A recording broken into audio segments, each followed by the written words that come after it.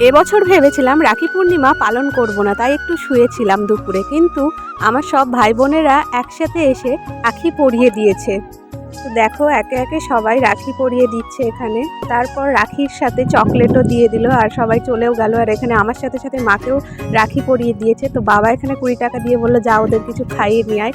তো সবাইকে নিয়ে চলে গেলাম দোকানে। দোকান থেকে সবার জন্য ম্যাড অ্যাঙ্গেল কিনে নিয়ে চলে আসলাম। একে একে সবাইকে দিয়ে দিলাম। তবে আমাদের টিমের মধ্যে একজন এখানে মিসিং রয়েছে, কারণটা তোমরা এক্ষুনি জানতে পারবে, একটু ওয়েট করো। তো এভাবেই সবাইকে রাস্তার মধ্যে একটা একটা করে দিতে দিতে চলে আসলাম। আমি খেতে পারবো না, কারণটা তোমরা জানোই যে আমি এই মাসে নিরামিষ খাচ্ছি। তো চলো এবার সেই মিসিং পার্সনকে দেখাই তোমাদের। এই হলো সেই মহান ব্যক্তি যিনি এই যে পায়রা ওড়াতে ব্যস্ত, সেই জন্য আমাদের সাথে যেতে পারেনি।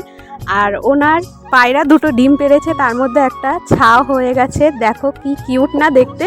তো তোমরা কে কে রাখি বন্ধন পালন করলে অবশ্যই কমেন্টে জানাও। টাটা।